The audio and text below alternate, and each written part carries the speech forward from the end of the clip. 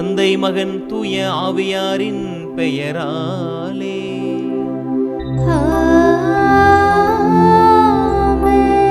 நம் ஆண்டவராகிய இயேசு கிறிஸ்துவின் அருளும் கடவுளின் அன்பும் தூய ஆவியாரின் நட்புறவும் உங்கள் அனைவரோடும் இருப்பதாக. ஆன்மாவோடும் இருப்பதாக. கிறிஸ்து இயேசுவில் அன்பிற்கும் பாஸ்தருக்கும் இனிய அன்பான இறை பிள்ளைகளே, ஆண்டுடைய கல்வாரி பலியில் மீண்டுமாய் இப்போது நாம் இணைந்து இறைவனுடைய அருளை பெற இருக்கிறோம். வார்த்தை வாயிலாக நம்மோடு ஒவ்வொரு நாளும் பேசுகிறார். உயிருள்ள தெய்வமாயிருக்கிறவர் உயிருள்ள வார்த்தை வழியாக நம்மோடு உரையாடுகிறார். வானினின்று இறங்கி வந்த உயிருள்ள உணவு நானே என்று சொன்னவர் ஒவ்வொரு நாள் திருபலியிலும் நமக்காக உடைபட்டு இந்த பலிபீடத்தில் தன்னையே தகன பலியாய் தந்து நம்மை வாழ வைக்கிறார், ஆன்மாவை பலப்படுத்துகிறார். அப்பேற்பட்ட ஆண்டவர் இந்த நாளில் நமக்கு 2 கதாபாத்திரங்களை கண்முன்பாக கொண்டு வந்து நிறுத்துகிறார். ஒன்று யாயிர், இரண்டாவது இரத்தப்போக்குடைய பெரும்பாடுடைய பெண் என்று பார்க்கிறோம். இந்த இருவருமே தன்னுடைய அசைக்க முடியாத நம்பிக்கையின் காரணமாய் ஆண்டவரை அசைத்து பார்த்தார்கள். அப்படிதான் நான் சொல்ல நினைக்கிறேன். இவர்கள் இருவரும் தன்னுடைய நம்பிக்கையின் மூலமாய் நினைத்ததை சாதித்தவர்கள். அந்த 2 கதை மாந்தர்களும் நமக்கும் சொல்லுகிறார்கள், ஆண்டவர் மீது நம்பிக்கை கொண்டு இருங்கள். இறந்து போனால் என்று உலகமே எண்ணி என் மகளை உயிர்த்தெழச் செய்தவர் ஆண்டவர், உயிர் கொடுத்தவர் ஆண்டவர். அப்பேற்பட்ட புதுமை உங்களுக்கும் செய்வார் என்று யாயிர் நம்மை பார்த்து சொல்லுகிறார். 18 வருடங்களாய் நான் செல்லாத மருத்துவமனை அல்ல, நான் போகாத இடமல்ல, பார்க்காத வைத்தியம் அல்ல, எல்லாரும் கைவிட்ட பிறகும் கூட, யாருமே முடியாது என்று சொன்ன போதும் கூட நான் ஆண்டவரை நம்பினேன். அவர் எனக்கு சுகம் கொடுத்தார். என் வாழ்க்கை முற்றுப்புள்ளி பெற்றுவிட்டது என்று நினைத்தேன். அவர் எனக்கு ஒரு முதற்புள்ளியை வைத்து என் வாழ்க்கையை தொடங்கி வைத்தார் என்று சொல்லுகிறார். நாமும் இந்த நாளில் இந்த திருப்பலியில் பங்கெடுக்கிற பொழுது ஆண்டவர்கிட்ட அதைத்தான் சொல்ல போகிறோம். ஆண்டவரே, கலக்கத்தோடும் ஐயத்தோடும் என்னுடைய வாழ்க்கை கடந்து போகிறது. நான் கேட்ட காரியங்கள் பல நாளாகியும் தள்ளி சென்று கொண்டே இருக்கிறது. அது எப்போது கிடைக்கும் என்று தெரியவில்லை. இருப்பினும் கூட என்னுடைய நம்பிக்கை இந்த நாளில் இந்த திருப்பலியின் வாயிலாக நான் எடுத்து வைக்கிறேன். என் நம்பிக்கையின் பொருட்டு ஆண்டவரே, நீர் என்னுடைய வாழ்க்கையில் என்னோடு இருந்து அதிசயங்களை செய்ய வேண்டுகிறேன் என்கிற மனநிலையோடு இந்த பாடலை சேர்ந்து பாடுவோம். மகனே கலங்காதே, மகளே திகையாதே, மகனே கலங்காதே, மகளே திகையாதே.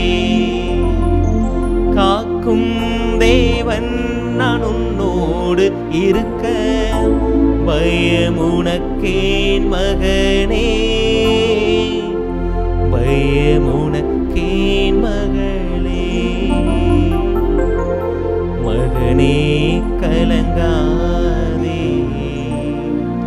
மகளே திகையாதே. வியாதிகள் வருத்தமோ கவலையோ கண்ணீரோ, வியாதிகள் வருத்தமோ கவலையோ கண்ணீரோ, சுகமாக்கும் தேவன் நான் இருக்கின்றேன், சுகம் தருவேன் மகனே, பயமுனக்கேன் மகளே.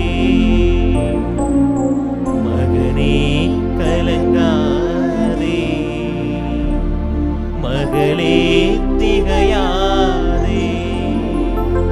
காக்கும் தேவன் நான் உன்னோடு இருக்க, பயமுனக்கேன் மகனே, பயமுனக்கேன் மகளே. மகனே கலங்காதே, மகளே திகையாதே. இல்லாமல் இறைவனிடமும் சகோதர சகோதரிகளே, உங்களிடமும் நான் பாவியனை ஏற்றுக்கொள்கிறேன். ஏனெனில் என் சிந்தனையாலும் சொல்லாலும் செயலாலும் கடமையில் தவறியதாலும் பாவங்கள் பல செய்தேன். என் பாவமே, என் பாவமே, என் பெரும் பாவமே. ஆகையால் எப்போதும் கன்னியான புனித மரியாவையும் வானதூதர் புனிதர் அனைவரையும் சகோதர சகோதரிகளே உங்களையும் நம் இறைவனாகிய ஆண்டவரிடம் எனக்காக வேண்டிக் கொள்ள மன்றாடுகிறேன். இல்லாமல் இறைவன் நம் மீது இரக்கம் வைத்து நம் பாவங்களை மன்னித்து நிலை வாழ்வுக்கு நம்மை அழைத்து செல்வாராக. ஆமென். மன்றாடுவோமாக. ஆண்டவரே எங்கள் இறைவா, நாங்கள் முழு மனதோடு உம்மை வழிபட வேண்டுகின்றோம்.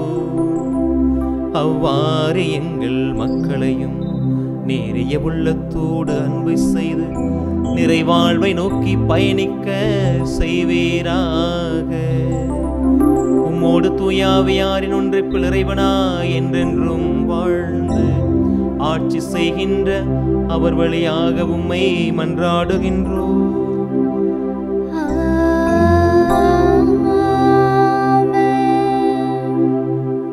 முதல் வாசகம்.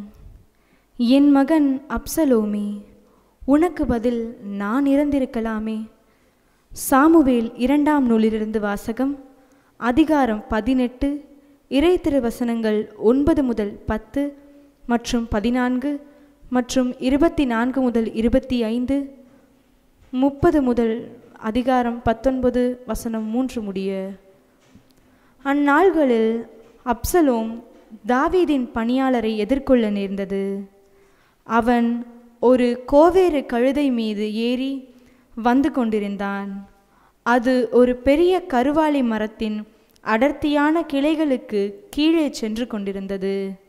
அப்போது அவனது தலை கருவாலி மரத்தில் சிக்கிக்கொள்ள அவன் விண்ணுக்கும் மண்ணுக்கும் இடையே தொங்கினான்.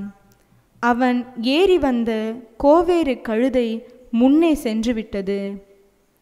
இதை கண்ட ஒரு வீரன் யோவாபிடம் சென்று, இதோ அப்சலோம் கருவாலி மரத்தில் தொங்குவதை கண்டேன் என்று கூறினான்.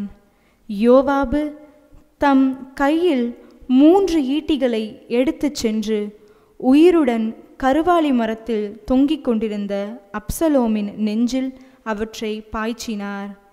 அப்போது தாவீது 2 வாயில்களுக்கும் இடையே அமர்ந்து கொண்டிருந்தார். காவலன் மதிலின் வாயிலுக்கு மேல் ஏறி சென்று கண்களை ஏறெடுத்து பார்த்தான். ஓர் ஆள் தனியாக ஓடி வருவதை கண்டான். காவலன் குரல் எழுப்பி அரசனிடம் கூற, அரசர் தனியாக வந்தால் அவனிடம் நற்செய்தி உள்ளது என்றார். அந்த ஆள் இன்னும் அருகில் வந்து கொண்டிருந்தான். அரசர் அவனை நோக்கி, விலகி அங்கே நில் என்று கூற அவனும் விலகி நின்றான். அப்போது கூசியனும் வந்து, என் தலைவராம் அரசே, நற்செய்தி, இன்று ஆண்டவர் உமக்கு எதிராக எழுபவர்களின் கரத்தினின்று உம்மை விடுவித்துள்ளார் என்று கூறினான். இளைஞன் அப்சலோம் நலமா என்று அரசர் வினவ, கூசியன், என் தலைவராம் அரசரின் எதிரிகளும் உமக்கு எதிராக தீங்கிழைக்க எழுந்துள்ள அனைவரும் அந்த இளைஞனைப் போல் ஆவார்களாக என்றான். அப்போது அவர் அதிர்ச்சியுற்று, என் மகன் அப்சலோமே, என் மகனே, என் மகன் அப்சலோமே, உனக்கு பதில் நான் இறந்திருக்கலாமே.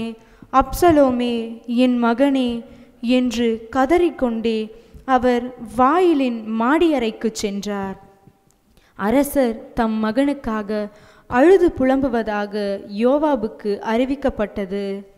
அரசர் தம் மகனுக்காக வருந்துகிறார் என்று வீரர்கள் அனைவரும் கேள்விப்பட்டதால் அன்றைய வெற்றி அனைவருக்குமே ஒரு துக்கமாயிற்று. போரிலிருந்து புறமுதுகு காட்டி வெட்கத்தோடு ஓடுபவர்களை போன்று அன்று வீரர்கள் நகருக்குள் யாரும் அறியாமல் நுழைந்தார்கள். ஆண்டவரின் அருள்வாக்கு. இறைவனுக்கு நன்றி.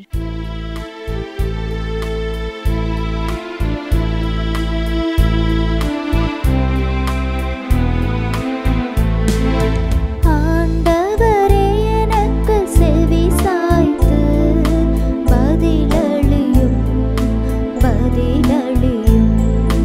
ஆண்டவரே எனக்கு செவி சாய்த்து பதிலளியும் பதிலளியும். ஆண்டவரே எனக்கு செவி சாய்த்து பதிலளியும். ஏனெனில் நான் எளியவன் வறியவன், என் உயிரை காத்தருளும்.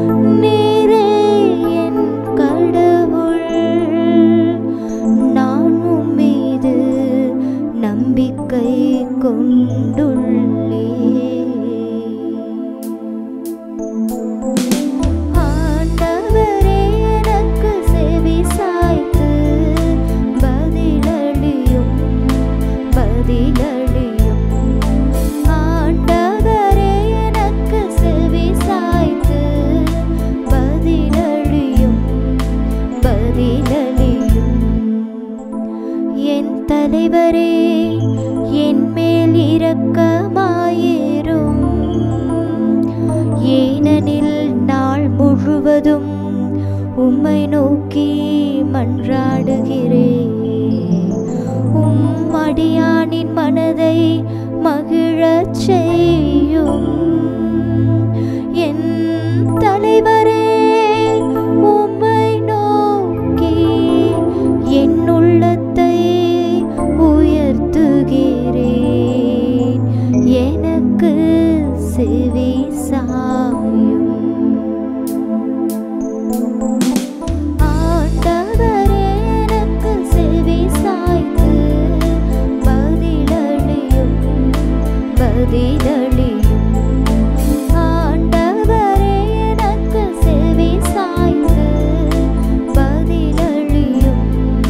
பதிலளியும்.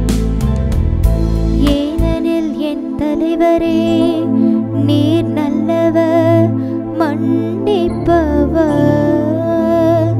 உம்மை நோக்கி மன்றாடும் அனைவருக்கும் பேரன்பு காட்டுபவர். ஆண்டவரே, என் வேண்டுதலுக்கு செவி கொடும்.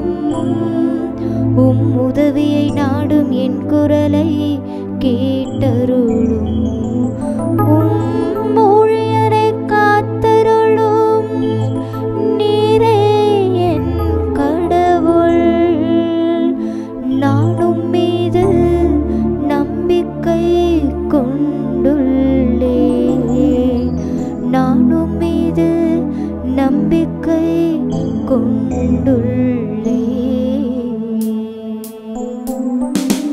ஆண்டவரே எனக்கு செவி சாய்த்து பதிலளியும் பதிலளியும். ஆண்டவரே எனக்கு செவி சாய்த்து பதிலளியும் பதிலளியும்.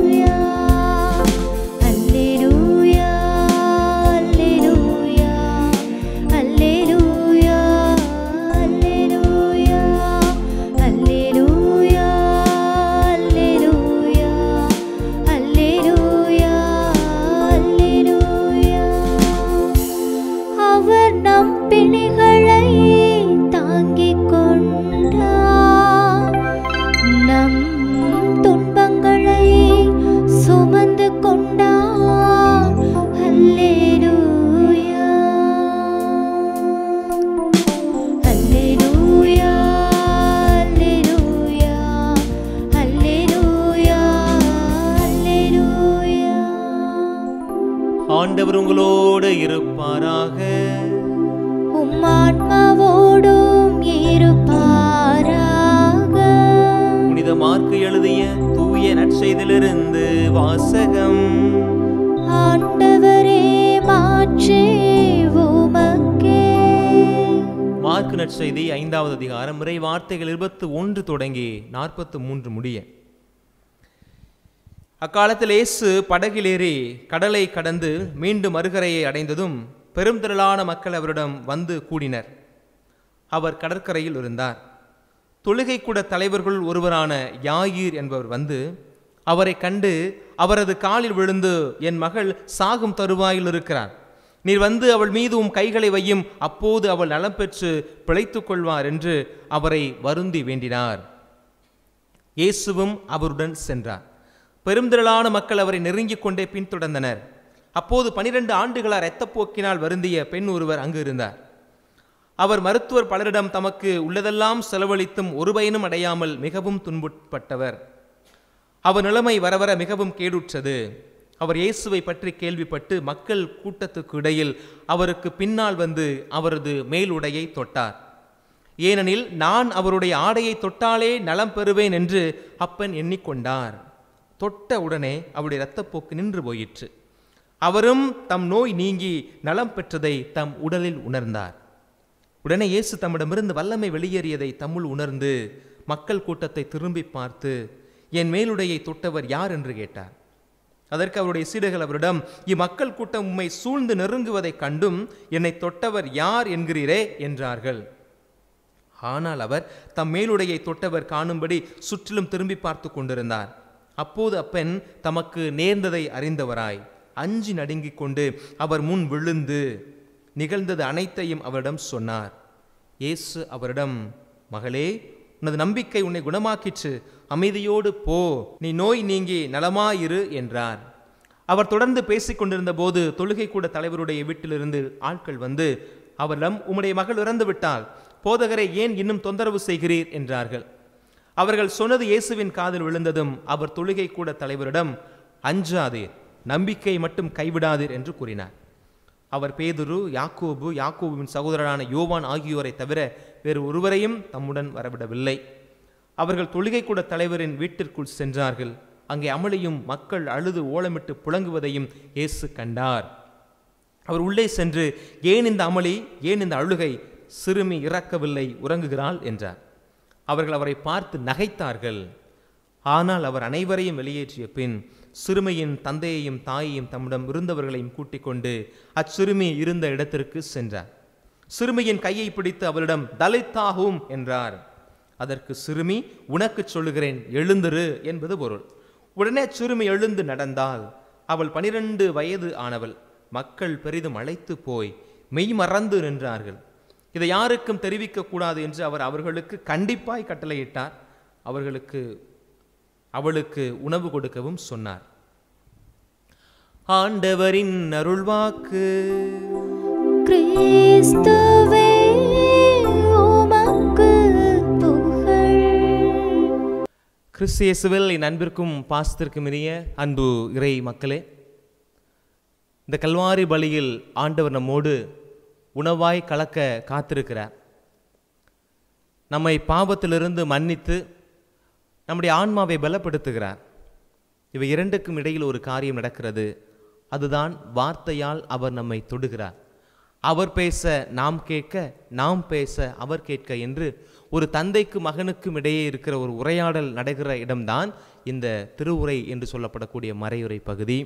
இந்த பகுதியில் இன்னைக்கு 2 முக்கியமான ஒரு புதுமைகளை ஆண்டவர் செய்திருக்கிறார். அது எப்படி நம்முடைய வாழ்க்கையோடு தொடர்புபடுத்தி பார்ப்பது அப்படின்றதையும், அந்த புதுமைகள் நடக்கிற பொழுது அந்த புதுமைக்கு காரணமாக இருந்த இருவருடைய மனநிலை எப்படி இருந்தது என்பதையும் நாம் இணைந்து சிந்திக்க காத்திருக்கிறோம். இன்றைக்கு இந்த ஒரு வார்த்தையை தான் நான் மைய சிந்தனையாக எடுத்திருக்கிறேன். ஆண்டவர் இருக்கிற பொழுது முற்றுப்புள்ளி முதற்புள்ளி ஆகும். ஆண்டவர் இருக்கிற பொழுது முற்றுப்புள்ளி முதற்புள்ளி ஆகும். எப்படி ஃபாதர் புரிந்து கொள்வது அப்படின்னு நீங்கள் கேட்கலாம். ஒரு சின்ன நிகழ்வோடு நான் ஆரம்பிக்கலாம்னு நினைக்கிறேன். எல்லாருடைய வாழ்க்கையிலுமே இந்த அனுபவம் கட்டாயம் இருக்கும். என்ன அனுபவம்? எல்லாருமே கைவிடப்பட்ட ஒரு நிலை அப்படின்னு ஒரு அனுபவம் இருக்கும். எல்லாருமே கையை விட்டு போயிடுச்சு ஃபாதர், ஒன்றுமே இதற்கப்புறம் என்னுடைய வாழ்க்கையை இதற்கப்புறம் அடுத்தடி எடுத்து வைக்க முடியாத ஒரு நிலையை நான் அனுபவித்திருக்கிறேன் அப்படின்னு சொல்கிற அனுபவம் எல்லாருக்குமே இருக்கும். அப்படி எல்லாமே முடிஞ்சு போச்சு அப்படின்னு இருக்கிற இடத்திலிருந்து அடுத்து ஒரு அடி எடுத்து வைப்பதற்கு ஆண்டவர் நமக்கு ஒரு வாய்ப்பு தந்திருப்பார். அந்த வாய்ப்பை பெறுவதற்கு யாரையாவது ஒருவரை கருவியாக பயன்படுத்தி இருப்பார். அப்படிப்பட்ட நிகழ்வுகளைத்தான் இன்றைக்கு நாம் யோசிக்க போகிறோம். என்னுடைய வாழ்க்கையில் நடந்த ஒரு நிகழ்வு, நான் சின்ன ஃபாதராக இருக்கிறப்போ நான் இருந்த அந்த பங்கில் பங்கு திருவிழா கொண்டாடுகிறார்கள். அந்த பங்கு திருவிழாவுக்கு முன்னாடி ஒரு நாள் ஒரு அரை நாள் தியானம், மாலை நேர தியானம் ஒன்று தயார் செய்யப்படுகிறது. அப்போது அதற்காக நான் தான் ஆட்களை எல்லாம் தயார்படுத்துகிறேன். ஃபாதர் சொன்னார், பங்குசாமி உங்களுக்கு தெரிந்த ஆட்களை நீங்கள் அழைத்து கொள்ளலாம், இந்த நாட்களில் உங்களுடைய நண்பர்கள்லாம் அழைச்சி இந்த தியானத்தை நல்லபடியாக நடத்துங்க அப்படின்னு சொன்னார். திருவிழாவுக்கு முன்னாடி நடக்கிற ஒரு தியானம். நான் 1 மாதத்துக்கு முன்னாடி என் நண்பர் ஒரு ஃபாதரை நான் கேட்டு வச்சு அவரை நாட்கள்லாம் குறித்து வைத்து தலைப்பெல்லாம் அனுப்பி வச்சாச்சு, எல்லாமே செஞ்சாச்சு. அவர் அங்கேருந்து பாடல்கள்லாம் அனுப்பிட்டார். கொடுத்தார். அந்த பாடல்கள்லாம் பாட்டு கிளாஸ் கொடுத்து அவங்களெல்லாம் பயிற்சி பண்ண சொல்லி எல்லாம் தயாராக இருக்கிறது. அன்று மாலை 5 மணிக்கு ஆரம்பித்து இரவு 9 மணிக்கு அந்த தியான நிகழ்வு நடக்க வேண்டும். மதியானம் ஒரு 12 மணி போல் எனக்கு ஒரு அலைபேசியிலேருந்து ஒரு அழைப்பு வருகிறது. அந்த ஃபாதர் ஃபோன் பண்ணுறாரு, பிரிட்டோ மன்னிக்கணும் அப்படின்னாரு. என்ன சாமி சொல்லுங்க அப்படின்னு சொன்னேன். இல்லை, என்னுடைய வகுப்பு தோழர் ஒரு குருவானவர், அவர் இறந்துட்டார், என்னுடைய உற்ற நண்பர், அவருக்கு நாளைக்கு அடக்கம் இருக்கிறது, நான் வந்துட்டு உங்கள் ஊருக்கு வந்துட்டு திரும்ப முடியாது, மோரோவர் நான் தான் எல்லா காரியங்களும் இருந்து செய்ய வேண்டியிருக்கு, என்னுடைய நெருங்கிய நண்பர், அதனால் தவிர்க்க முடியாத ஒரு சூழல் தம்பி, தயவு கொஞ்சம் நீங்கள் பொறுத்துக்கோங்க, வேறு மாற்று ஏற்பாடு செய்யுங்க அப்படின்னு சொல்லிட்டு மதியானம் 12:30 மணிக்கு சொல்கிறார். எனக்கு என்ன செய்கிறதுனே புரியவே இல்லை. இன்னும் ஒரு 4 மணி நேரத்தில் வந்து நற்கருணை கூடிய அந்த ஜெப வழிபாட்டை, அந்த குணமளிக்கிற வழிபாட்டை நடத்தணும். எனக்கு என்ன செய்கிறேன்னா ஒன்றுமே புரியல. பங்குசாமியார்ட்ட சொன்னால் அவர் திட்டுவார். இருந்தாலும் கூட நான் அவர்கிட்ட போய், ஃபாதர் இந்த மாதிரி ஆயிடுச்சு அப்படின்னு. என்னங்க இப்போ வந்து சொல்கிறீங்க அப்படின்னாரு. ஃபாதர், இது யதார்த்தமாக நடக்கக்கூடிய ஒரு காரியம்தான், இறப்பு அவங்க வீட்டில் இறப்பு நடந்திருக்குது, அதனால் வர முடியலன்னு சொல்கிறாரு, நண்பராக அந்த ஃபாதரு அப்படின்னு சொன்னேன். எனக்கு தெரியாது, நீங்கள் ஏதாவது ஏற்பாடு பண்ணுங்கள்லாம், நீங்கள் தான் நடத்தணும் பார்த்துக்கோங்க அப்படின்ட்டார். அப்போ நமக்கு பெரிய அளவில் இந்த அனுபவங்கள்லாம் இல்லை. ஆண்டுடைய வார்த்தை சொல்லக்கூடிய வல்லமைகள்லாம் பெரிய அளவில் நமக்கு அப்போது அனுபவம் இல்லாதனால எனக்குள்ளே பயங்கரமான ஒரு தயக்கம். சரின்னு சொல்லிட்டு ஓகே நம்ம பண்ணியே ஆகும் அப்படின்னு சொல்லிட்டு மதிய உணவு முடிச்சுட்டு நான் 2 மணிக்கு பேனை எடுத்து பைபிள் எடுத்து வச்சு இருக்கிற எல்லா புக்ஸையும் பக்கத்தில் எடுத்து வச்சுட்டு கமெண்ட்ரியை வாசிக்கிறேன். எங்கிட்ட பைபிள் கொட்டேஷன்ஸை பார்க்குறேன், ஏற்கனவே இருந்த மறைவுரைகளை பார்க்குறேன். கை ஒரு பக்கம் ஆடுது, மனசெல்லாம் பதட்டமாக இருக்குது. ஏன்னா டெட்லைனை வச்சு வேலை செஞ்சுக்கிட்டு இருக்கிறோம். பயங்கரமான ஒரு பதட்டம் வேர்க்குது. எனக்கு என்ன செய்ய போகிறேன்னே தெரியல. ஆண்டவர்கிட்ட வேண்டிக்கிட்டே இந்த வேலையெல்லாம் செஞ்சுக்கிட்டு இருக்கிறேன். ஒரு 3:30 மணி போல் எனக்கு ஒரு அலைபேசியிலேருந்து ஒரு அழைப்பு வந்துச்சு. எனக்கு தெரிந்த இன்னொரு குருவானவர், தூத்துக்குடியிலேருந்து ஒரு நண்பர், அவர் ஃபோன் அடித்தார். பிரிட்டோ, இந்த மாதிரி நாங்கள் ராமேஸ்வரத்துக்கு வர வேண்டி இருக்கிறது, நாளைக்கு எனக்கு ஒரு கல்யாணத்துக்காக நான் பக்கத்து பங்குக்கு வர்றேன், இன்றைக்கு மதியத்துக்கு மேலே நான் வரலான்னு நினச்சேன், ஒரு 4 மணி போல் நான் உங்கள் ஊருக்கு டீக்கு வந்துடலான்னு நினைக்கிறேன், எனக்கு அரேஞ்ச் பண்ண முடியுமா அப்படின்னு கேட்டார். எனக்கு அப்படியே சந்தோஷம் தாங்க முடியலை. அப்படியே ஃபாதர், கட்டாயம் வாங்க ஃபாதர், உங்களுக்கு செய்யாமல் யாருக்கு செய்ய போகிறேன், வாங்க அப்படின்னு சொல்லிட்டு அப்படியே நான் லைட்டாக ஒரு பிட்டு கொடுத்தேன். ஃபாதர், இந்த மாதிரி ஒரு 5 மணிக்கு ஒரு வழிபாடு இருக்கிறது, நல்ல மக்கள் நிறைய பேர் வருவாங்க, நீங்களும் சேர்ந்து என்னோடு இருந்தீர்கள் என்றால் நன்றாக இருக்கும், அல்லது நீங்களே நடத்துனீங்கன்னா ரொம்ப சந்தோஷமாக இருக்கும் அப்படின்னு சொன்னேன். அது எப்படி பிட்டோ திடீர்னு சொல்கிறீங்க அப்படின்னாரு. உங்களால் முடியும் ஃபாதர், உங்கள் அனுபவத்துக்கு நீங்கள் கட்டாயம் செய்ய முடியும் அப்படின்னேன். உடனே அந்த ஃபாதர் ஒத்துக்கிட்டாரு. சரி விடு, நான் செய்கிறேன், நீ எனக்கு சப்போர்ட் பண்ணி பாடல்கள்லாம் கொஞ்சம் எடுத்து பாடு அப்படி என்று சொன்னார். எனக்கு ரொம்ப சந்தோஷம்.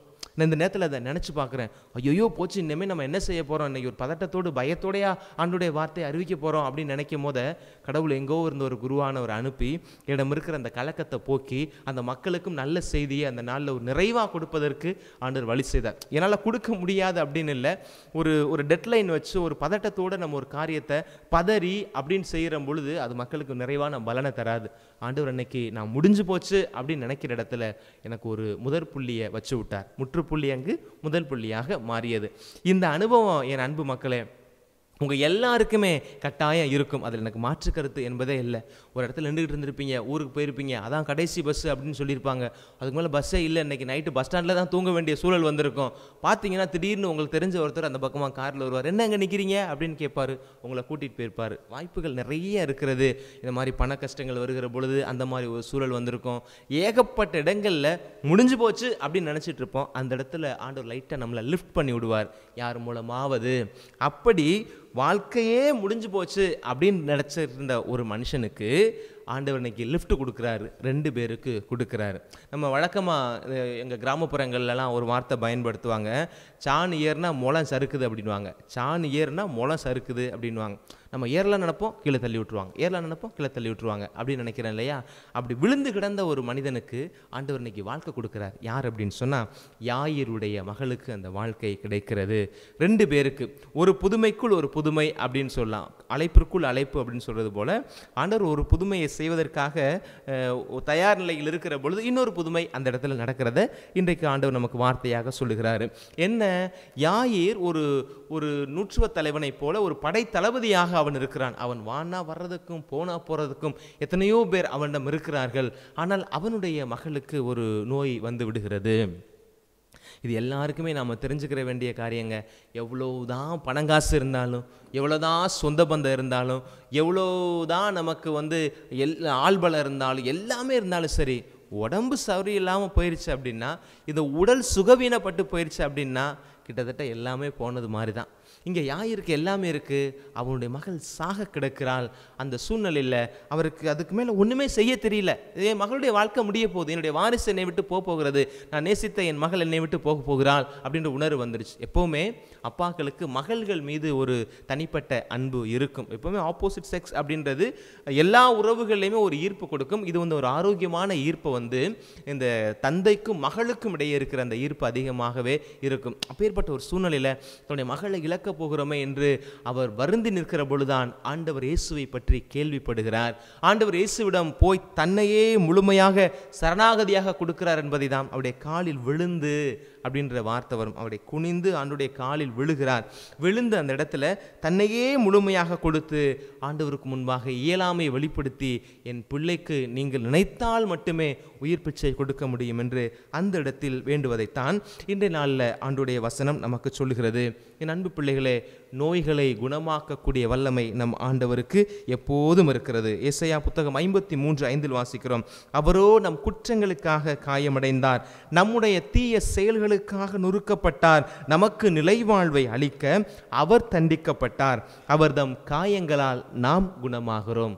இந்த வார்த்தை ஏசாயா புத்தகத்தில் யார் வாசிக்க கேட்டிருக்கிறார்? யாயிர் வாசிக்க கேட்ட பிறகு கடவுளுடைய மகன் என்றல்லவா இவரை சொல்லுகிறார்கள்.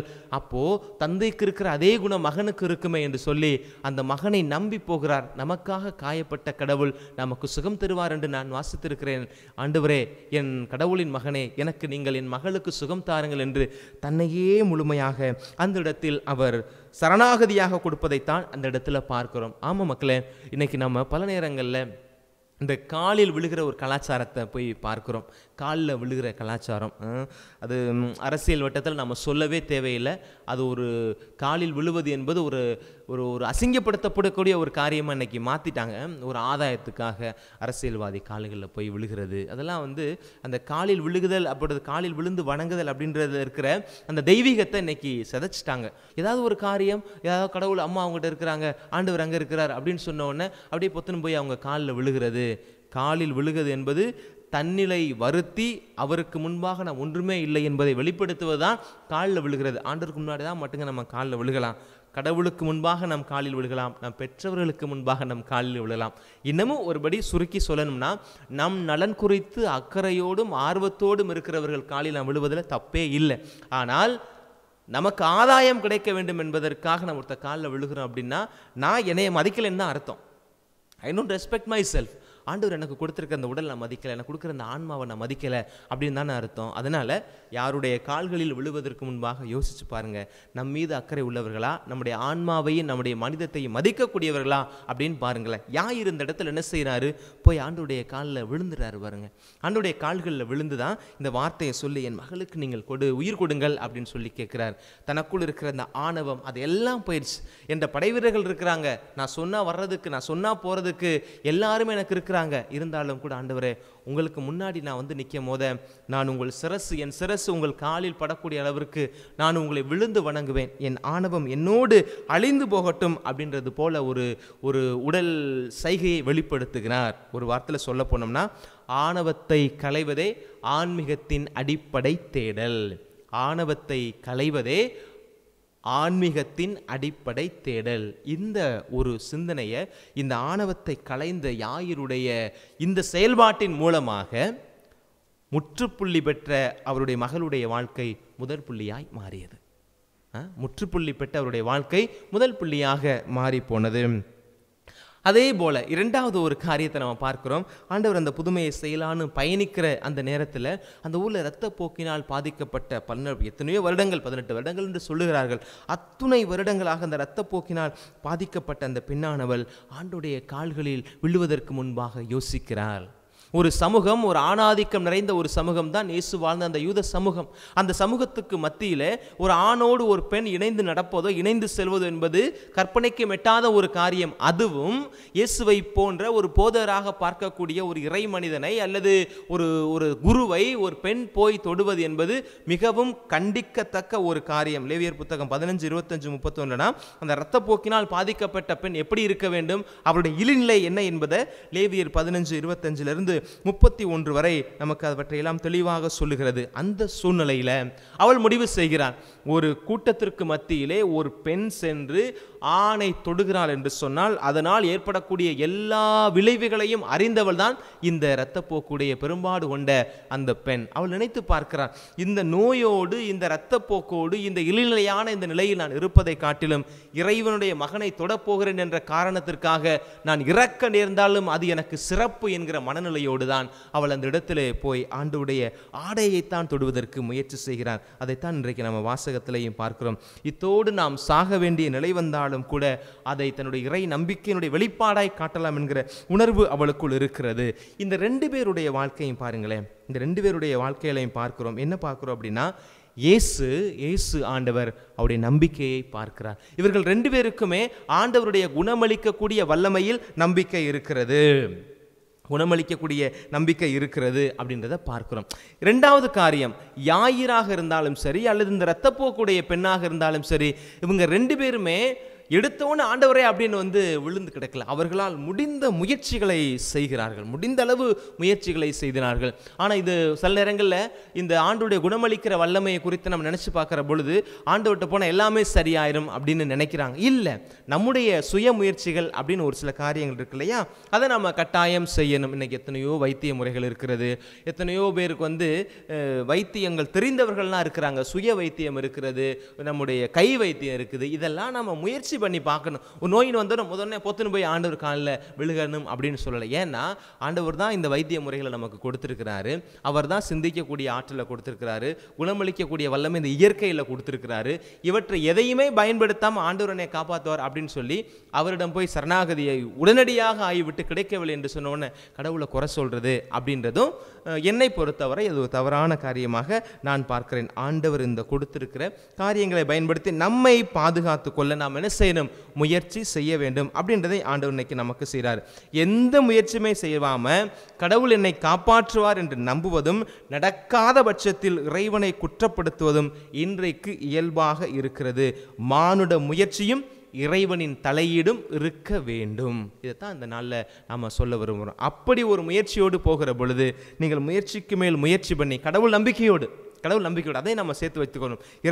இறைவனுடைய வல்லமையோடு இறைவனோடு இருக்கிறார் என்ற நம்பிக்கையோடு நல்ல பல முயற்சிகளை எடுக்கிற பொழுது தோல்வி கண்டு அது முற்றுப்புள்ளியாய் முடிய போகிறது அப்படின்னு நினைக்கிறோம் பார்த்தீங்களா, அந்த இடத்துல ஆண்டவர் இந்த மகனும் இந்த மகளும் என் மீது நம்பிக்கை கொண்டு இவ்வளவு காரியங்களை செய்திருக்கிறார்கள், இவனுடைய நம்பிக்கை நான் பொய்த்து போக செய்ய மாட்டேன் என்கிற உணர்வோடு அவர் முன்னின்று வைத்து நம்முடைய முற்றுப்புள்ளியை முதற் புள்ளியாக மாற்றுவார்.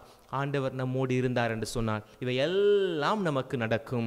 இந்த புதுமையை செய்கிற பொழுது ஆண்டவர் அந்த பெண்ணை பார்த்து கேட்கிறார், யார் என்னை தொட்டது, யார் என்னை தொட்டது? ஆண்டவருடைய உடலில் இருந்து வல்லமை வெளியேறியது என்று சொல்லுகிறார்கள். அப்போ கூட இருக்கிறவங்களுக்குலாம் அது புரியவே இல்லை, அவர்களுக்கு புரியவே இல்லை. என்ன புரியலை? யார் என்னை தொட்டது அப்படின்னு சொல்லுகிற பொழுது, எப்படிங்க இவ்வளோ பெரிய கூட்டத்தில் உங்களை தொட்டது யாருன்னு கேட்டால் நாங்கள் எப்படி கண்டுபிடிக்க முடியும் இவ்வளோ பெரிய ஒரு கூட்டத்தில் அப்படின்னு கேட்குற பொழுது ஆண்டவர் சொல்கிறார், இல்லை என்னை தொட்டவர் யாரோ ஒரு தொட்டிருக்கிறார் அப்படின்னு சொல்லுகிற பொழுது அந்த பெண்மணி முன் வருகிறார். இப்போது ஜீசஸுடைய அந்த வார்த்தை நீங்கள் எடுத்துக்கோங்களேன், யார் என்னை தொட்டது அப்படின்னு சொல்லி என்ன கேட்குறார் அப்படின்னா, சுயத்தை முழுமையாய் தன் அடக்கத்திற்குள் வைத்திருக்கிறார். சுயத்தை முழுமையாய் தன் அடக்கத்திற்குள் அவர் வைத்திருக்கிறார். அறிவியல் பூர்வமாக நிரூபிக்கப்பட்டதா என்று சொல்ல முடியாது. என் காதுக்கு வந்த செய்தி நான் வாசித்ததாக எனக்கு நினைவும் இருக்கிறது.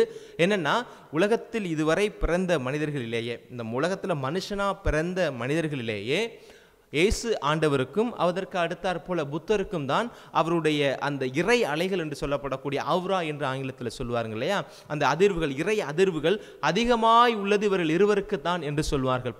பல அடி தூரத்தில் இருந்தாலும் கூட அவர்களால் தன்னை நெருங்கி வருவதை அவர்களால் கண்டுகொள்ள முடியும். அந்த அளவுக்கு ஆண்டவருடைய இறை வல்லமை இருந்ததுனால தன் ஆடையை தொட்டவர்களை கூட கணித்து கண்டுபிடிக்கக்கூடிய அளவிற்கு அவருக்கு இறைவனுடைய வல்லமை இருந்தது அப்படின்றது கூட இருந்த சீடர்களுக்கு தெரியல. ஆனால் அந்த பெண் நம்பினாள், அந்த பொண்ணுக்கு நம்பிக்கை இருந்துச்சு. ஆண்டவரால் பெயர் சொல்லி அழைக்கப்பட்டவர் தான் கூட சுற்றி போயிட்டே இருக்காங்க. சிடுகளான சுற்றி போயிட்டு இருந்திருப்பாங்க, தலைவர் நடுவில் போகிற மாதிரி தான் நடந்து போயிட்டு இருந்திருப்பார். ஆனால் அவர்களுக்கெல்லாம் அது தெரியவில்லை. ஆனால் ஆனால் யாருக்கு தெரிகிறது என்று சொன்னால் இந்த இரத்தப்போக்குடைய பெண்ணுக்கு தெரிந்திருக்கிறது. யோசிச்சு பாருங்க, பேதுருடைய மாமியார் உடல்நிலை சரியில்லாமல் காய்ச்சலாக இருக்கிறாரு. ஆனால் பேதுருக்கு தோணலை. எது தோணலை?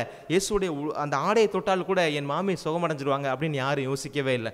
ஆனால் இந்த பெண்ணு தான் யோசிக்கிறான், அவருடைய ஆடையை தொட்டால் போதும், நான் கட்டாயம் சுகமடைஞ்சிருவேன் அப்படின்ற நம்பிக்கையோடு தொடுகிறாள்.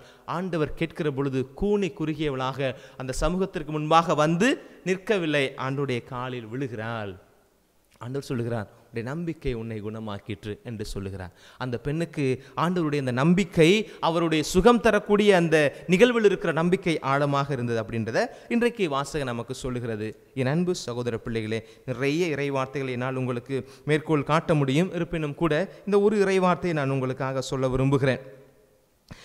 இணைச்சட்ட நூல் 7:15, எல்லா நோய்களும் உங்களிடமிருந்து அகலும்படி ஆண்டவர் செய்வார். இன்னைக்கு நான் உங்களுக்கு சொல்லுகிறேன், இணைச்சட்ட நூல் 7:15 இவ்வாறு சொல்லுகிறது, எல்லா நோய்களும் உங்களிடமிருந்து அகலும்படி ஆண்டவர் உங்களை செய்ய முடியும், அவரால் செய்வார் அப்படின்னு இறைவார்த்தை நமக்கு சொல்லுது.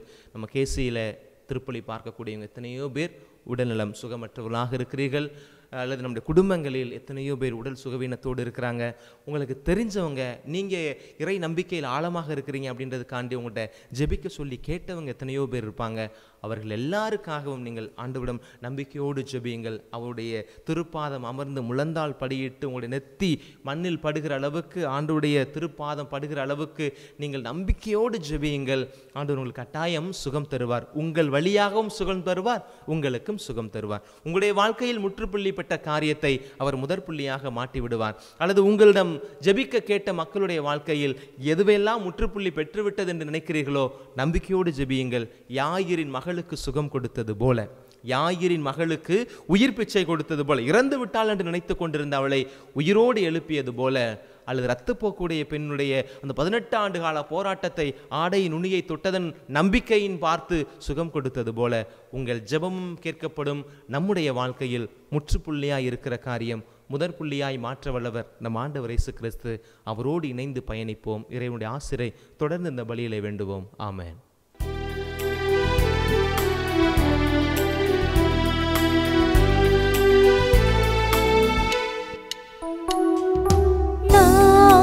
தருகின்ற காணிக்கை இதை ஏற்றருள் தெய்வமே, நாங்கள் தருகின்ற காணிக்கை நிலையற்ற உலகம் நிலையென நினைத்து நிம்மதியின்றி வாழ்ந்திருந்தோம்.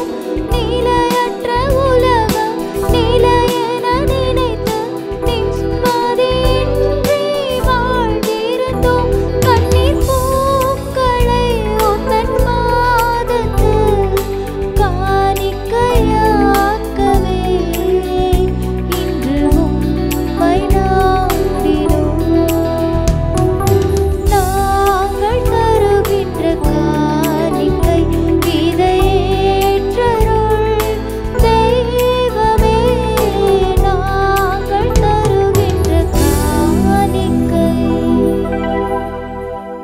என் அன்பு சகோதரர்களே சகோதரிகளே, நாம் எல்லோருமாக சேர்ந்து இணைந்து ஒப்புக் கொடுக்கும் இந்த பலி எல்லாமல் இறைவனுக்கு ஏற்றதாகும்படி ஜெபியுங்கள். ஆண்டவர் தமது பெயரின் புகழ்ச்சிக்காகவும் ஆட்சிக்காகவும் நமது நன்மைக்காகவும் புனித திரு அவை அனைத்தின் நலனுக்காகவும் உமது கையிலிருந்து இப்பலியை ஏற்றுக்கொள்வாராக.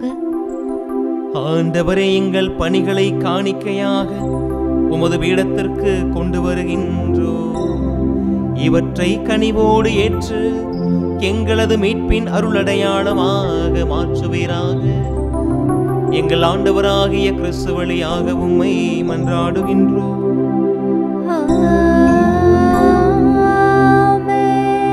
ஆண்டவர் உங்களோடு இருப்பாராக. உம்மான்மாவோடும் இருப்பாராக. இதயங்களை மேலே எழுப்புங்கள்.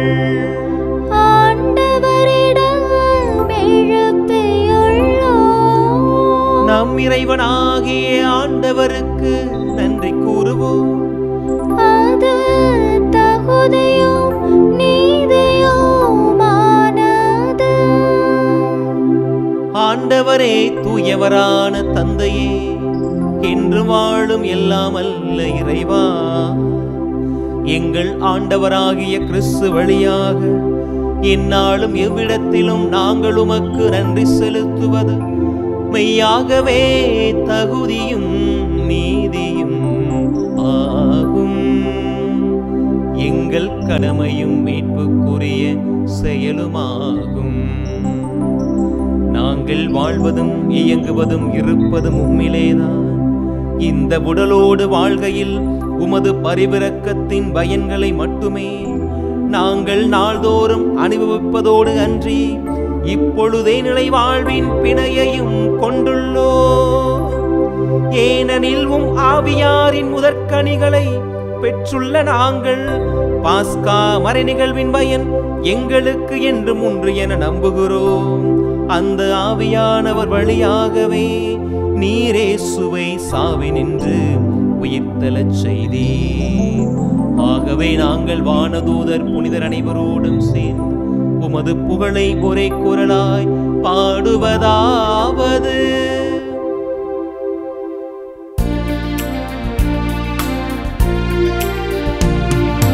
தூயவர் தூயவர் தூயவர் வான்படைகளின் கடவுளாம் ஆண்டவர். விண்ணகமும் மண்ணகமும் உமது மாட்சியால் நிறைந்துள்ளன.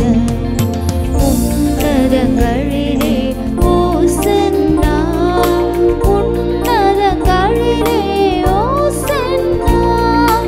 ஆண்டவர் பெயரால் வருகிறவர் ஆசீர் பெற்றவர்.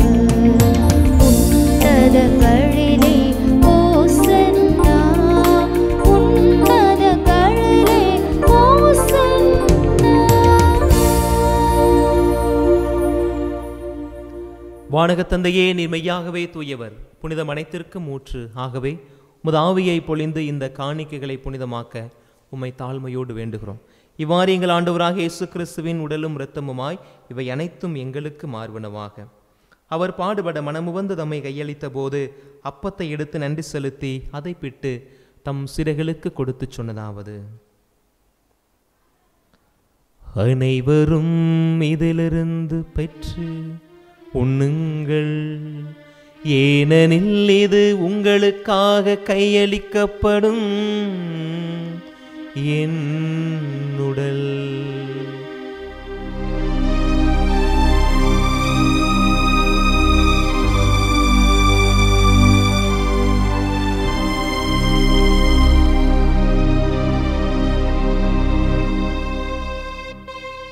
அவனமே விருந்தை அருந்திய பின் ரசம் நிறைந்த கிண்ணத்தை தம் கரமேந்தி தம் சீடர்களுக்கு தந்து அவர் சொன்னதாவது: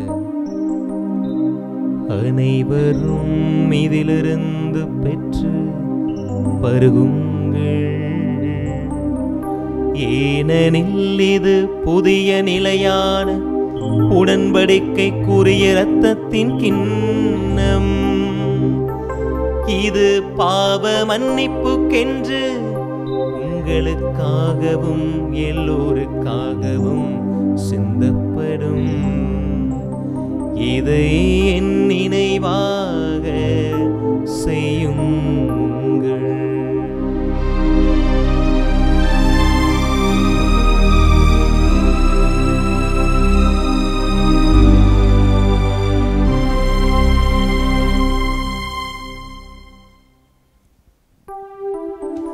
நம்பிக்கையின் மறைபொருள். ஆண்டவரே, நீர் வருமளவும் உமது இறப்பினை அறிக்கையிடுகின்றோம். உமது உயிர்ப்பினையும் எடுத்துரைக்கின்றோம். ஆகவே ஆண்டவரே, நாங்கள் கிறிஸ்துவின் இறப்பினையும் உயிர்ப்பினையும் நினைவு கூர்ந்து வாழ்வுதரும் அப்பத்தையும் மீட்புதரும் கிண்ணத்தையும் உமக்கு ஒப்புக் கொடுக்கிறோம். உமது திரும்ப நின்று ஊழியம் புரிய தகுதியானவர்களென நீர் எங்களை ஏற்றுக்கொண்டீர். எனவே நாங்கள் உமக்கு நன்றி செலுத்துகிறோம். மேலும் கிறிஸ்துவின் உடலிலும் இரத்தத்திலும் பங்கு கொள்ளும் எங்களை தூய ஆவியானவர் தாமே ஒன்று சேர்க்க வேண்டும் என்று உம்மை தாழ்மையோடு வேண்டுகிறோம். இறைவா, உலகெங்கும் பரவியிருக்கும் உமது திருகவையை வழிநடத்தும் எங்கள் திருத்தந்தை பிரான்சிஸ், எங்கள் மறைமாவட்ட ஆயர் மேதகு ஆரோக்கியராஜ், எல்லா திருநிலையினர் ஆகிய அனைவரோடும் உமது திருகவை அன்பில் நிறைவேறச் செய்திருளும்.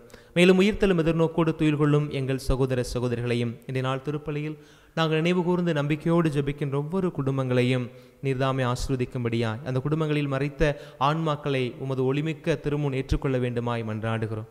இதனால் பலி ஒப்பு கொடுத்து ஜெபிக்கின்ற குடும்பங்கள், பிறந்த நாள் கொண்டாடக்கூடியவர்கள், திருமண நாளை நினைவு கூறக்கூடியவர்கள் மற்றும் பல்வேறு தேவைகளுக்காக ஆண்டோடம் மண்டியிட்டு ஜெபிக்கக்கூடிய ஒவ்வொரு குடும்பங்களையும் ஆசீர்வதிக்கும்படியாய் வேண்டுகிறோம். கடவுளின் கன்னித்தாயான புனிதமிக்க மரியாள், அவருடைய கணவரான புனித யோசேப்பு, புனித திருத்தூதர்கள், இந்த உலகில் உமக்கு உகந்தவராய் இருந்த அனைவரோடும் நாங்களும் நிலையான வாழ்வில் தோழமை கொண்டு உம் திருமகன் இயேசு கிறிஸ்து வழியாக உம்மை புகழ்ந்தேத்து வரமருள தாழ்மையோடு வேண்டுகிறோம்.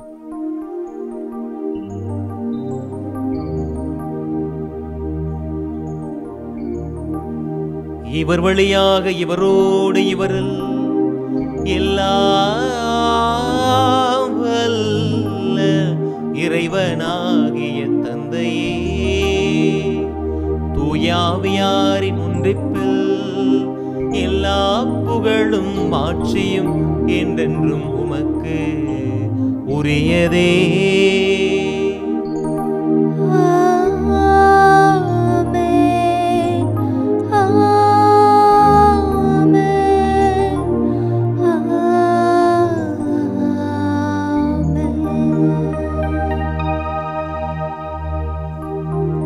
மீட்பரின் கட்டளையால் கற்பிக்கப்பட்டு இறைவடிப்பினையால் பயிற்சி பெற்ற நாம் இணைந்து பாடுவோம். விண்ணுலகில் இருக்கின்ற எங்கள் தந்தையே, உமது பெயர் தூயது என போற்ற பெறுக. உமது ஆட்சி வருக. உமது திருவுளம் விண்ணுலகில் நிறைவேறுவது போல மண்ணுலகிலும் நிறைவேறுக. எங்கள் அன்றாட உணவை இன்று எங்களுக்கு தாரும். எங்களுக்கு எதிராக குற்றம் செய்வோரை நாங்கள் மன்னிப்பது போல எங்கள் குற்றங்களை மன்னியும். எங்களை சோதனைக்கு உட்படுத்தாதேயும், தீமையிலிருந்து எங்களை விடுவித்தருளும். ஆண்டவரை, தீமை அனைத்திலும் இருந்தும் எங்களை விடுவித்து எங்கள் வாழ்நாளில் அமைதியை கனிவோடு அருள உம்மை மன்றாடுகின்றோம். உமது இரக்கத்தின் உதவியால் நாங்கள் பாவத்திலிருந்து எப்போது விடுதலை பெற்று யாதொரு கலக்கமுமின்றி நலமாயிருப்போமாக. நாங்கள் நம்பியிருக்கும் பேரின்பத்துக்காகவும் என் மீட்பராம் கிறிஸ்துவின் வருகைக்காகவும் காத்திருக்கின்றோம். ஏனெனில் ஆட்சியும் வல்லமையும் மாட்சியும் என்றென்றும் உமதே. ஆண்டவராகிய இயேசு கிறிஸ்துவே, அமைதியை உங்களுக்கு விட்டுச் செல்கிறேன், என் அமைதியையே உங்களுக்கு தருகிறேன் என்று உம் திருத்தூதர்களுக்கு மொழிந்தீரே. எங்களுடைய பாவங்கள் பலவீனங்களை பாராமல் உம்மீது திருகவையாய் நாங்கள் வைத்திருக்கும் உண்மையான நம்பிக்கை மட்டுமே கண்ணோக்கி எங்களுக்கு அமைதியையும் ஒற்றுமையையும் அளித்தருள திருவுளம் கொள்வீராக. என்றென்று வாழ்ந்து ஆட்சி செய்கின்றவர் நீரே.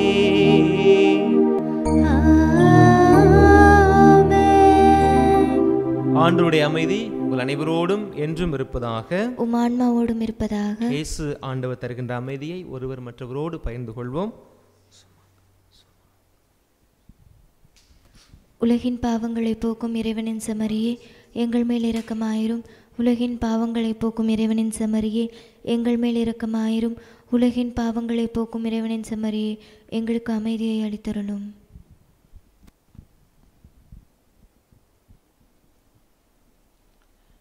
இதோ இறைவனின் செம்மறி, இவரே உலகின் பாவங்களை போக்குகிறவர். ஆணவத்தை களைந்து ஆண்டவரே தஞ்சம் என்று வருபவர்களுக்கெல்லாம் அதிசயங்களையும் அற்புதங்களையும் செய்யக்கூடியவர். இன்றைய நாள் திருப்பலியில் நான் வாசிக்க கேட்ட வாசகத்தின் அடிப்படையில் யாயூருடைய பிள்ளைக்கும் பெரும்பாடுள்ள பிள்ளைக்கும் ஆசீர்வாதத்தையும் அற்புதத்தையும் தந்த ஆண்டவர் இவரே. இவருடைய விருந்துக்கு அழைக்கப்பட்ட நாம் எல்லோரும் பெயர் பெற்றவர்கள். ஆண்டவரே, நீர் என் இல்லத்தில் எழுந்துருள நான் தகுதியற்றவள், ஆனால் ஒரு வார்த்தை மட்டும் சொல்லியருளும், எனது ஆன்மா நலமடையும். ஆசை திருவிருந்துக்கான மன்றாட்டு. ஆண்டவரே, நீர் என் இல்லத்தில் எழுந்தருள நான் தகுதியற்றவன், ஆனால் ஒரு வார்த்தை மட்டும் சொல்லியருளும் என்று நூற்றுவர் தலைவன் ஜெபித்தது போல நாங்களும் இப்போது உம் திருப்பாதம் பணிந்து வேண்டுகிறோம். இனிய இயேசுவே, நாங்கள் தகுதியற்றவர்களாய் இருந்தாலும் எங்கள் தகுதியின்மையை பாராமல் நீர் எங்கள் உள்ளங்களில் எழுந்து வாரும். உம் அன்பிலும் அருளிலும் நாங்கள் நிலைத்திருக்க எம்முள் எழுந்து வாரும். உம் பிள்ளைகளாக உயிருள்ள உண்மை சாட்சிகளாக உமது நற்செய்தின்படி வாழ்பவர்களாக எங்களை உருமாற்ற வாரும். தந்தையின் திருவுளப்படி வாழ்ந்திட எங்களுக்கு துணை புரிந்திட வாரும். நன்மை செய்வதில் ஆர்வமுள்ளவர்களாய் தீமைகள் அனைத்திலிருந்தும் விடுதலை பெற்றவர்களாய் வாழவும் எங்களை வழிநடத்த வாரும். எல்லா நலன்களும் வளங்களும் எங்களை நிரப்ப வாரும். ஆமேன். கிறிஸ்தேசுவில் அன்புக்குரியவர்களே, ஆண்டவருடைய உடலை பெற்றிருக்கிற நாம் புது ஆற்றல் பெற்றிருப்போம் என்று நான் விசுவசிக்கிறேன். யாயிர் தொழுகை கூட தலைவராக இருக்கிற பொழுது அவர் சொல்வதை கேட்க அத்தனை பேர் அன்றைக்கு வந்திருப்பார்கள். ஒரு தொழுகை கூட தலைவராக இருந்து அவனுடைய வார்த்தை எடுத்து வாசிக்கிற பொழுது அதை விளக்கம்லாம் சொல்லியிருப்பார். 4 பேருக்கு முன்பாக மதிப்போடு மரியாதையோடு வாழ்ந்து கொண்டிருந்த அவர் இயேசுவை கண்ட பிறகு தன்னுடைய இயலாமையை உணர்ந்து கொள்கிறார். அவரின்றி என் வாழ்க்கையில் இனி வெளிச்சமில்லை என்பதை அவர் கண்டுகொண்டார். பெரும்பாடுடைய பிள்ளை தன்னிடம் இருப்பதையெல்லாம் செலவழித்த போதும் கூட அவரால் நினைத்த சுகத்தை பெற்றுக்கொள்ள முடியவில்லை. அவள் ஒரு வார்த்தை சொன்னாள், நான் அவருடைய ஆடையை தொட்டால் மட்டுமே போதும், நான் கட்டாயம் சுகம் பெறுவேன் என்கிற தீர்க்கமான நம்பிக்கை அவளுக்குள் இருந்தது. தன்னுடைய இயலாமையை புரிந்து கொண்டார். என்னிடம் இருக்கிற பணத்தால் செல்வத்தால் தர முடியாத சுகத்தை இந்த ஆண்டவரால் தர முடியும். அவர் அணிந்திருக்கிற ஆடைக்கு அந்த வல்லமை இருக்கிறது என்பதை அவர் உணர்ந்தால் சுகத்தை பெற்றுக்கொண்டால். ஆண்டவர் இந்த நாளில் என் அன்பு சகோதரமே, நம்முடைய விண்ணப்பங்களை எல்லாம் கேட்பதற்கு காத்திருக்கிறார். உடல் ரீதியாக நீங்கள் பாதிக்கப்பட்டிருக்கிறீர்கள், பலவீனப்பட்ட உடல் சுகத்தோடு இருக்கிறீர்கள் என்று சொன்னால் அந்த பாகங்களை எல்லாம் இன்னைக்கு ஆண்டவருக்கு இந்த ஜெப நேரத்தில் ஒப்பு கொடுங்கள். சீராக்கின் ஞான நூல் 38:9 சொல்லுகிறது, குழந்தாய், நீ நோயிற்றிருக்கிற பொழுது கவலையின்றி இராதே, ஆண்டவரிடம் மன்றாடு, அவர் உனக்கு நலம் அருள்வார். குழந்தாய், நோயிற்றிருக்கிற பொழுது நீ ஆண்டவரிடம் மன்றாடு, அவர் உனக்கு சுகம் தருவார் என்று சீராக் ஞான நூல் 38:9 நமக்கு இப்படியாக சொல்லுகிறது. அதையும் கடந்து நான் மறையுரையிலும் இதே வார்த்தை சொன்னேன். சிலுவையின் மீது தம் உடலில் நம் பாவங்களை சுமந்து கொண்டார். நம் பாவங்களுக்கு இருந்து நீதிக்காக வாழ்வதற்கு இவ்வாறு செய்தார். அவர் தம் காயங்களால் நாம் குணமடைகிறோம். பேதுரு 1 பேதுரு 2:24 வாசிக்கிறோம்.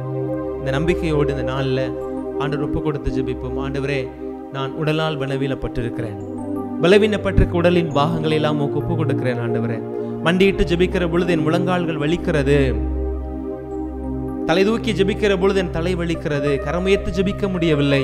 பல்வேறு துன்பங்கள் உடல் ரீதியாக நான் பாதிக்கப்பட்டு ஆண்டவரை உடலால் துதிக்க நான் நினைக்கிற பொழுதெல்லாம் தடைகள் எனக்கு வந்து கொண்டிருக்கிறது. அந்த உடல் சார்ந்த நோய்களை நீக்கும்படி உமக்கு முன்பாக ஒரு ஆழமான அழுத்தமான விண்ணப்பத்தை நம்பிக்கையோடு இந்த நாளில் வைக்கிறேன். செவிகொடும் தாய் ஆண்டவரே என்று சொல்லி இந்த பாடல் வழியாக மன்றாடுவோம்.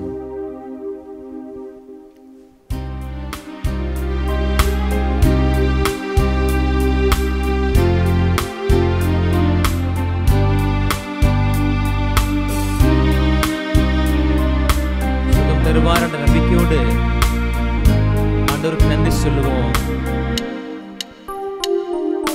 விண்ணப்பத்தை கேட்பவரே, என் கண்ணீரை காண்பவரே, சுகம் தருபவரே, ஸ்தோத்திரம் இயேசையா. நம்பிக்கையோடு தொடர்ந்து பாடுவோம். விண்ணப்பத்தை கேட்பவரே, என் கண்ணீரை காண்பவரே, சுகம் தருபவரே,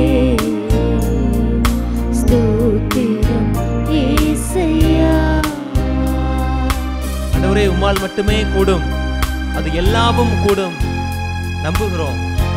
எங்கள் கைவிட்டு போன பல காரியங்கள், ஐயோ எல்லாம் முடிந்து விட்டது, இதற்கு மேல் நான் எழுந்து நிற்பதற்கு கூட வாய்ப்பில்லை, வசதி இல்லை, அதற்கான முகாந்தரம் எதுவும் இல்லை, முடிந்து போன என் வாழ்க்கை இத்தோடு கதையானது என்று நினைக்கிற பொழுது ஆண்டவர் யாரோ ஒருவர் மூலமாக ஒரு முதற்புள்ளியை வைத்து, இதுவல்ல நீ இருக்க வேண்டிய இடம், நீ செல்ல வேண்டிய தூரம் இன்னும் இருக்கிறது, எழுந்து வா என்று எங்களை எழுப்பி விட்டீர். அந்த நேரங்களை எல்லாம் நினைத்து பார்க்கிறோம். இதோ பல நாட்களாக படுக்கையில் படுத்திருக்கிற பிள்ளைகள் அந்த நம்பிக்கையோடு படுத்திருக்கிறார்கள். யாயிரின் மகளுக்கு சுகம் கொடுத்த ஆண்டவர், பெரும்பாடு உள்ள பிள்ளையினுடைய குரலை கேட்டவர், என்னோடு இருப்பார் என்ற நம்பிக்கையிலே, அவர் சுகம் தருவார் என்ற நம்பிக்கையிலே, உம்மால் கூடும் என்ற நம்பிக்கையில ஜெபிக்கிற பிள்ளைகளுடைய குரலை ஏறெடுத்து கேட்க வேண்டுமா நோக்கி வேண்டுகிறோம். ஆண்டவரே உம்மால் கூடும், எல்லாம் கூடும், ஒரு வார்த்தை சொன்னால் போதும். உம்மால் கூடும், எல்லாம் கூடும், ஒரு வார்த்தை சொன்னால் போதும். ஐயா ஒரு வார்த்தை சொன்னால் போதும். ஐயா ஒரு வார்த்தை சொன்னால் போதும். விண்ணப்பத்தை கேட்பவரே, என் கண்ணீரை காண்பவரே, சுகம் தருபவரே, ஸ்தோத்திரம் ஏசையா, ஸ்தோத்திரம் ஏசையா. இந்த பாடல் வரிகள் உங்களுடைய காதுகள் ஒலித்துக் கொண்டே இருக்கட்டும். உம்மால் கூடும் ஆண்டவரே, எல்லாம் கூடும், ஒரு வார்த்தை சொல்லும், நான் குணம் பெறுவேன் என்ற நம்பிக்கையோடு சொல்லுவோம்.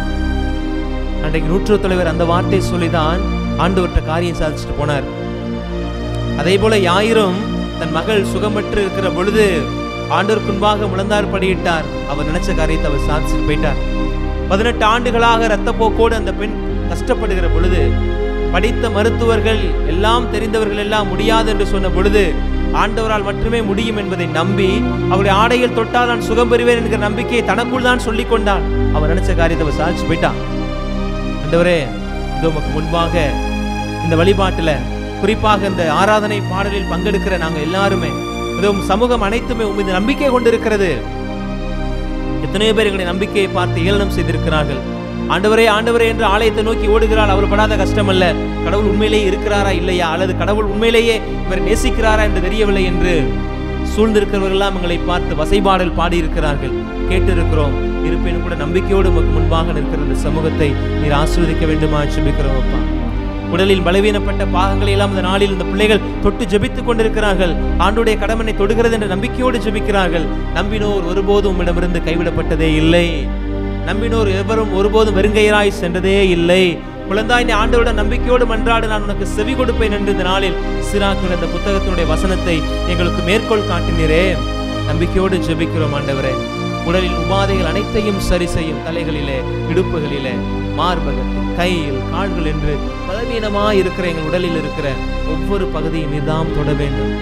உங்களுடைய வல்லமை நிறைந்த கரம், குணம் தருகின்ற உங்களுடைய கரம் எங்களை தொட வேண்டுமா ஜெபிக்கிறோம். இந்த நாள் முழுவதும் உங்களுடைய பேரிரக்கம் எங்களை தொடர்ந்து வழிநடத்தட்டும். இந்த குணப்படுத்தக்கூடிய ஆற்றல் எங்களோடு தொடர்ந்து பயணிக்கும் என்ற நம்பிக்கையோடு உமக்கு நன்றி செலுத்துகிறோம். எங்கள் ஜெபம் கேளும் ஆண்டவரே. ஆமென்.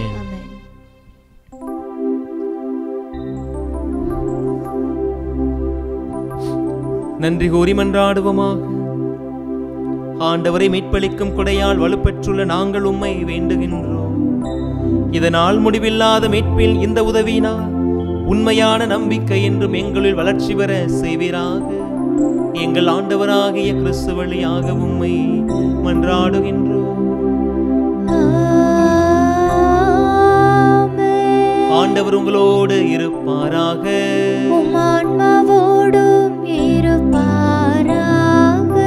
எல்லாம் வல்ல இறைவன் தந்தை, மகன், தூயாவியான அனைவரையும் ஆசீர்வதிப்பாராக.